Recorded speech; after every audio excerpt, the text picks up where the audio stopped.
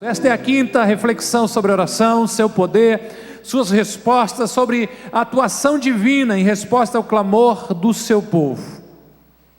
Só que hoje a gente vai refletir sobre a oração de uma forma um pouquinho diferente. Pois quando Deus não responde a nossa oração, Ele nos prepara para enfrentar a situação à nossa frente. E nós precisamos entender que o clamor e a intercessão fazem parte da oração. Deixa eu repetir isso aqui, já estão todos aqui? Amém? Não tem alguém preocupado se esse foguete é de alguém que não caiu, deixou de cair dos times, nem estava pensando nisso, foi eu que provoquei esse pensamento? Perdão, tá, volta. Quem não está ligado, o pastor deu uma pirada agora, deu uma, né? Deixa eu repetir uma frase: o clamor e a intercessão fazem parte da oração, mas eles não são a oração como um todo. E eu fiz questão de trazer um gráfico para você, para que a nossa oração seja uma oração equilibrada. Ela deveria ter, mude lá para nós, esses 4 elementos, a começar pela confissão. E Jesus, ao ensinar a oração do Pai Nosso, disse: perdoa as nossas dívidas, assim como nós perdoamos aos nossos devedores. Então Jesus ensinou sobre confissão na oração do Pai Nosso, sobre gratidão, o ato de agradecer, de expressar gratidão. Existem pessoas, almas que estão secando porque não tem no seu vocabulário a palavra muito obrigado. Pessoas que estão adoecendo porque parece que todos são obrigados a fazer algo por Ele. E se Ele incluir essa palavra de gratidão: sou grato a você, obrigado, vai mudar muita coisa na vida dele. E a nossa oração precisa também isso. A nossa oração precisa ter adoração. Pai nosso que estás no céu. Oh, como o Senhor é grande, maravilhoso, tremendo.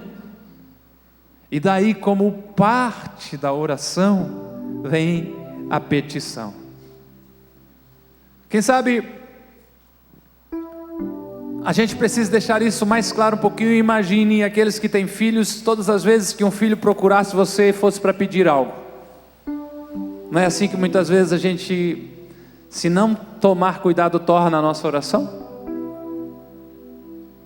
Está o pai lá e daqui a pouco: pai, me dê 5 aí. Quando é 5 tá bom, né? Pior é quando é 50 já, né? Pai, eu queria isso. Pai, me leva ali. Pai, me leva aqui. Toda vez que se aproxima, que procura o pai, é para pedir alguma coisa. Nada de gratidão, nada de carinho, nada de querer ficar perto apenas pelo prazer da companhia, apenas para pedir: pai, eu quero tal coisa. Pai, eu preciso de tal coisa. Pai, me dá tal coisa. Daí ainda tem aqueles que, por não ter ainda, infelizmente, o hábito de orar todos os dias, o que é uma grande perda, vão se ver como aquele filho que nunca aparece, e quando aparece é para pedir alguma coisa. É importante com certeza pedir, e Jesus nos incentivou a pedir. A gente precisa fazer isso. Em Lucas capítulo 11, verso 9 e 10, ele diz: peçam e será dado, busquem e encontrarão, batam e a porta será aberta. Pois todo o que pede recebe, o que busca encontra, e aquele que bate, a porta será aberta. Mas oração é mais do que petição. Oração é o nosso canal de comunicação com o Pai. Oração nos ajuda a sermos mais parecidos com Jesus. A oração nos ajuda a nós vencermos a nós mesmos. A oração nos ajuda e nos prepara para as nossas batalhas. A oração nos ensina os nossos limites e nos leva a expressar a nossa gratidão. Eu queria que colocasse uma frase aqui para vocês que diz: orar significa reconhecer a própria incapacidade e abrigar-se na comunhão com Deus. Orar significa reconhecer a própria incapacidade e abrigar-se na comunhão com Deus. Alguém teve o luxo de esculpir em madeira alguém prostrado na presença de Deus, buscando o seu rosto. E hoje a gente vai falar sobre uma oração muito importante de Jesus no jardim do Getsemane. Marcos 14, a partir do verso 32. Eles haviam ceado como nós. A Bíblia diz que eles cantaram um hino. E a partir do verso 32 diz: então foram para um lugar chamado Getsemane, e Jesus disse aos seus discípulos: sente-se aqui enquanto eu vou orar. Levou consigo Pedro, Tiago e João e começou a ficar aflito e angustiado. E disse-lhes: a minha alma está profundamente triste, numa tristeza mortal. Fiquem aqui e vigiem. Indo um pouco mais adiante, prostrou-se e orava para que, se fosse possível, fosse afastado daquela hora. E dizia: Abba, Pai, tudo te é possível. Afasta de mim este cálice, contudo não seja o que eu quero, mas sim o que tu queres. Então voltou aos seus discípulos e encontrou-os, o quê? Dormindo. Simão, disse ele a Pedro: você está dormindo, você não pode nem vigiar uma hora. Vigie e ore, para que não caiam em tentação. O espírito está pronto, mas a carne é fraca. E mais uma vez ele se afastou e orou, repetindo as mesmas palavras. E quando voltou de novo, encontrou-os dormindo, porque os seus olhos estavam pesados e eles não sabiam o que lhe dizer.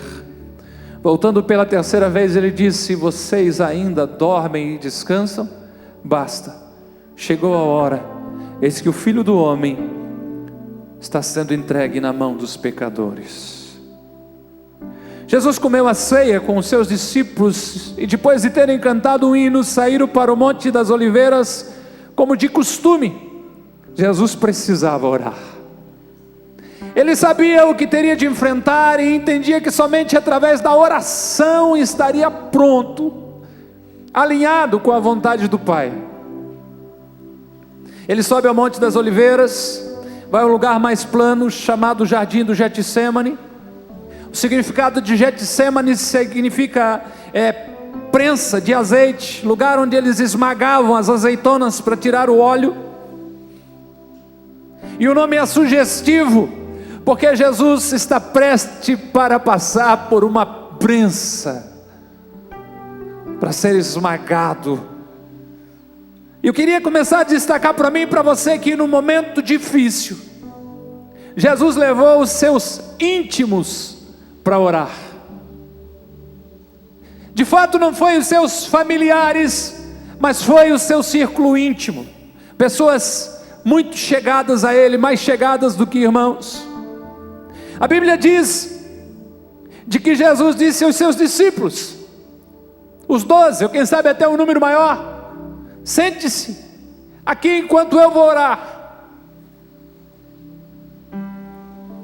E não sei se você consegue ver aqui obediência ou passividade, bocamolismo. Porque se Jesus disse que vai orar depois de tudo que ele falou para mim, eu já gritava logo: eu vou junto.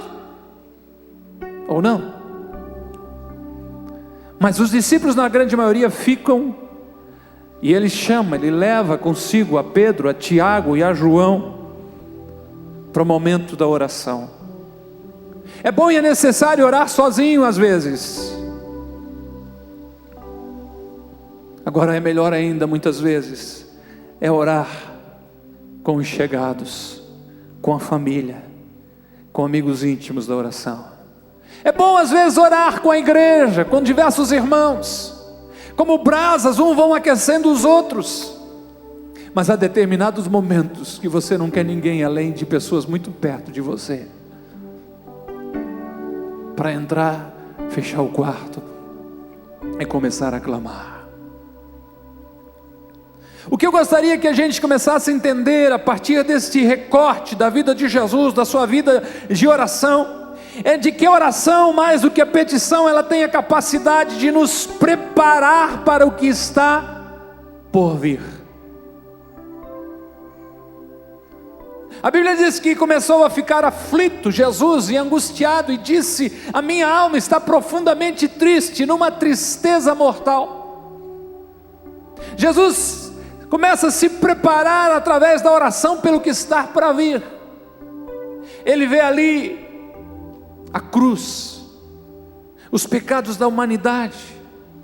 Jesus sabia que estava chegando o tempo em que ele seria entregue na mão de homens pecadores, porque até então ele está sob o controle do Pai, a proteção do Pai, a direção do Pai.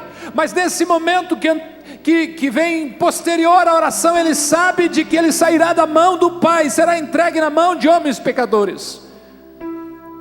E a oração tem essa capacidade de nos preparar para aquilo que ainda está por vir.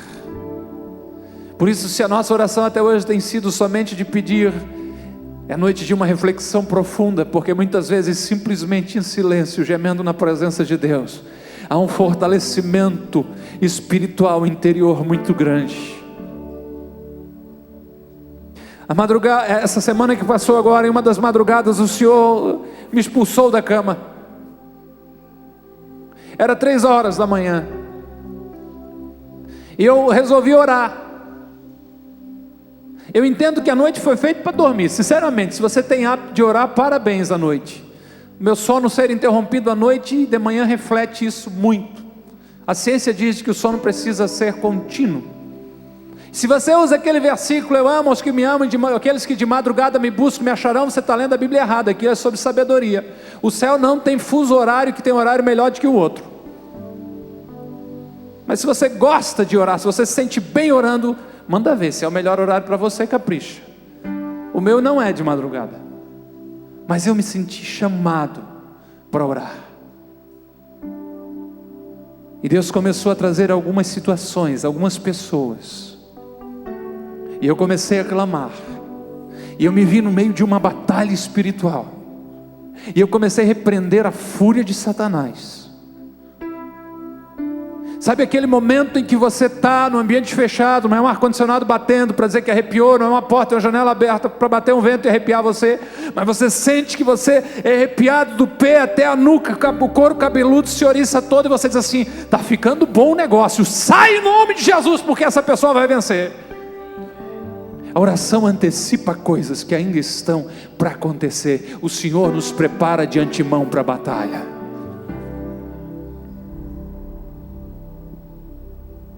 Quando a gente vai para a oração, a gente não precisa ficar chorando no Facebook, né? O hashtag está doendo, eu botei ali. Ó. Quando a gente se prepara na oração, a gente não precisa ir para frente da geladeira devorar um monte porque está chateado, está triste. A gente não fica em casa chorando, a gente vai orar. Porque é Tiago que diz, 5:13, está aqui atrás de mim: se há entre vós alguém sofrendo, que ele ore. Está feliz, bota a boca no trombone e canta, né? Cante louvores. A oração te prepara. Hashtag fica a dica, nada de dizer que está doendo, tá? Diga para amigos íntimos: Jesus pediu ajuda para os seus amigos. Essa oração de Jesus, esse momento de Jesus, Mateus, Marcos e Lucas registram ele. E Mateus tem uma peculiaridade, que Jesus é mais direto no registro de Mateus, quando diz: fiquem aqui e vigiem comigo. E essa palavra no seu original é mais do que se conservar atento, alerta, é mais do que estar desperto, é estar sensível ao que acontece ao redor. É como se Jesus estivesse dizendo aos seus discípulos, aos seus amigos, aqueles próximos dele: estejam sensíveis à minha dor, batalhem comigo, porque o momento está difícil, vigiem comigo. Se o seu momento é de batalha, por isso que a gente chegou a essa conclusão: reúne a família e comece a clamar. Mas se for preciso, e tem amigos bem chegados, compartilhe com eles e peçam a eles: vigiem comigo, vigiem comigo, me ajude nesse momento. A oração, mais do que a petição, nos leva a nos conformarmos à vontade de Deus. E indo um pouco mais adiante, prostrou-se, verso 35, e orava para que, se fosse possível, afastasse dele aquela hora. Jesus se lança ao chão, Jesus se prostra de joelho e começa a orar. E começa a dizer: se for possível, se é possível. É interessante que aqui ressalta a humanidade de Jesus, totalmente homem, totalmente Deus, e aqui ressalta isso. Ele queria escapar, ele estava aflito, ele estava angustiado, com medo. Dos escritores do Evangelho, um deles, Lucas, era um médico, e Lucas destaca um detalhe que quem sabe ficou desapercebido para os outros. Lucas diz que ele suava gotas de sangue, e a ciência tem um nome para isso, hemaditrose, que diz que é tão raro e vai acontecer quando existe uma fraqueza física excepcional e o corpo inteiro está doendo. A pessoa se sente muito abatida por causa de uma profunda emoção e por causa de um grande medo. Mas mesmo nessa circunstância, Jesus se dirige ao Pai e diz: eu quero estar alinhado com o Senhor, se possível. Eu estou com medo, mas se possível.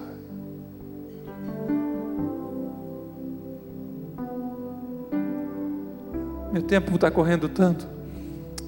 Deixe-me ir ao verso 36 para te dizer que Deus pode tudo. Deus pode tudo, mas o que eu quero, o que eu estou pedindo é o melhor para mim. Jesus diz: papai, tudo te é possível, afasta de mim esse cálice. Mas na beleza da oração de Jesus, ele diz: contudo, não seja o que eu quero, mas sim o que tu queres.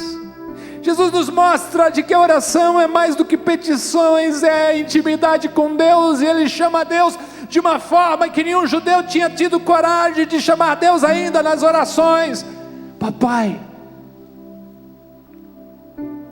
Jesus exalta a soberania de Deus, reconhece de que Deus tem todo o poder e diz: tudo te é possível. A oração de Jesus tem petição também quando diz: afasta de mim esse cálice. Mas a lição mais valiosa da oração de Jesus é que a vontade do Pai sempre será a melhor para a minha vida e para a tua vida.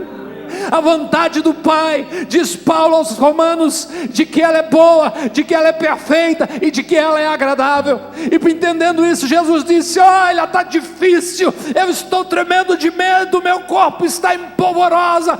Contudo, que a tua vontade prevaleça, que a tua vontade vença.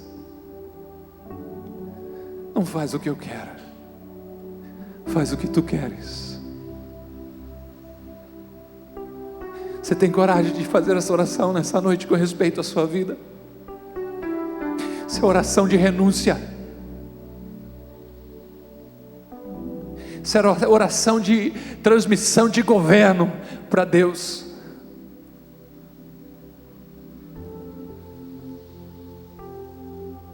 Você já viu como nós somos educados?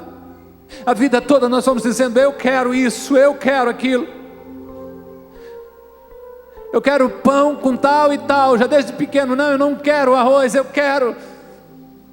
E de repente Jesus vem e nos ensina de que oração não é simplesmente a ida ao supermercado celestial, em que você pode pegar tanto mais quanto você gritar e pedir, mas a oração é a possibilidade de experimentar o que Deus tem de melhor no céu para nós aqui na terra. Faça a tua vontade e não a minha. A oração, ou o tempo de oração, é inegociável. Jesus voltou aos seus discípulos e os encontrou dormindo e disse: Simão, disse ele a Pedro, você está dormindo?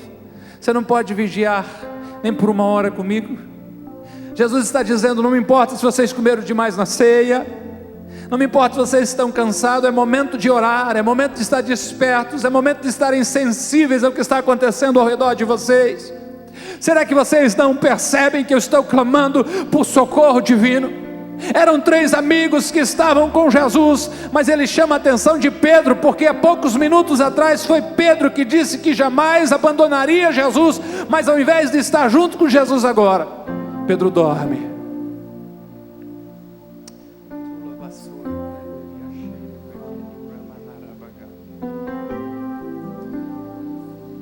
Eu fui ao mercado no meio da tarde de ontem, e uma cena que eu vi entre 2 adolescentes me irritou, provocou, e quando eu estou saindo do mercado me levou às lágrimas, porque quando eu estou saindo pisando fundo e revoltado, a voz que eu ouço de Deus é: a igreja estava dormindo enquanto o diabo estava trabalhando.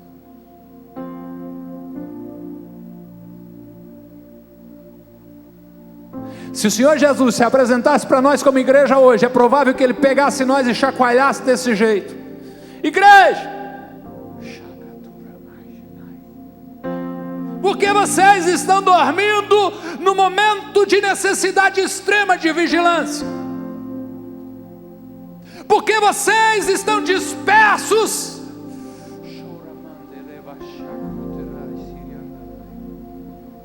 Se entretendo com tantas coisas, ou se distraindo com coisas tão sem valor e fúteis, ou dobrando os joelhos para pedir coisas tão temporais, enquanto o mundo está apodrecendo à volta de vocês, e vocês, sal, luz, foram chamados para estar sensíveis ao que está acontecendo à sua volta, mas ao invés disso, vocês dormem.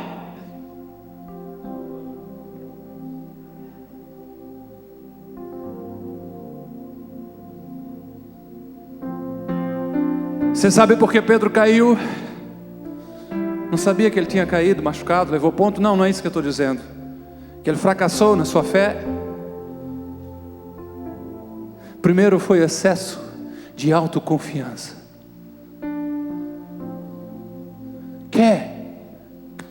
Ainda que todos te deixem para trás, eu estou contigo e não abro. Estou firme, Jesus. Eu e o Senhor aqui. Ainda que todos te abandonem, se você voltar um pouquinho nesse capítulo 14, verso 29, eu não vou te abandonar. Aqui começa a queda de Pedro. Quem não tem excesso de autoconfiança, aleluia, tem joelhos calejados, porque entende que se Deus não for por ele, ele está ferrado.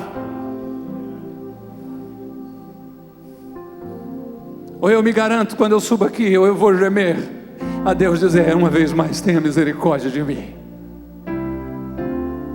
O segundo motivo de que Pedro caiu, fracassou na fé, é que quando devia estar orando, ele estava dormindo. A maior desculpa da nossa geração é falta de tempo, mas isso é a maior mentira que pode existir.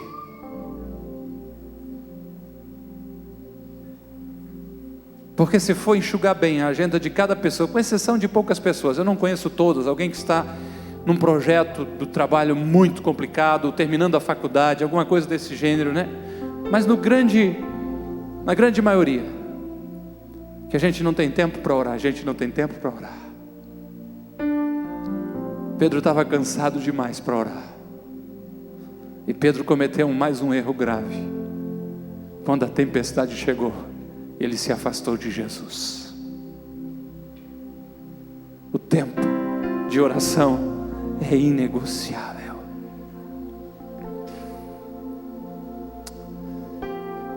Só passar rapidinho: a oração é a ajuda mais importante que podemos dar a alguém. Vocês não puderam vigiar comigo nem uma hora, Jesus precisava da ajuda deles. Só através da oração nós podemos vencer a nós mesmos. Vigie e ore para que não caiam em tentação. Só a vigilância não é capaz de me livrar de pecar. Se eu só vigiar, eu vou ver o pecado me alcançando, mas eu não vou ter força para dizer não e fugir. Eu preciso vigiar e orar. A oração é a força dos fracos. E ore em todo o tempo, e todo o tempo que tiver. Voltando a terceira vez, ele disse: vocês ainda dormem, descanso basta. Chegou a hora eis que o Filho do Homem está sendo entregue na mão dos pecadores. Enquanto teve tempo, Jesus orou 3 vezes. Orava e vinha e chamava a atenção dos amigos, mas de repente o tempo acabou. Basta, chegou a hora. Não perca tempo, ore sempre. A oração sempre será o primeiro e melhor caminho em todas as circunstâncias. Não deu nada certo, vamos orar. Caminho errado. A oração sempre será o primeiro e o melhor caminho em todas as circunstâncias. Vai trabalhar, ore. Está voltando do trabalho, ore. Vai vender, ore. Vai comprar, ore. Vai dormir, ore. Acorde, ore. Vai doar, ore. Vai pedir, ore. Vai comer, ore. Vai vir para a igreja, ore. Na igreja, ore. Quando chegar em casa, ore. Orai sem cessar. Que o Senhor nos ajude e nos fortaleça em nome de Jesus. Você está angustiado e com medo, ore. Busque a vontade de Deus acima dos seus desejos. Cerque-se de amigos íntimos da família para ajudar você em oração. Não negocie o seu tempo de oração por nada. Você pode vencer a si mesmo só de uma forma, de joelhos prostrados diante do Senhor. Ore em todo o tempo, com todo o tempo que tiver. E não esqueça, a oração não é só petição, é confissão, gratidão, adoração e a petição também. Esteja em pé por bondade em nome de Jesus.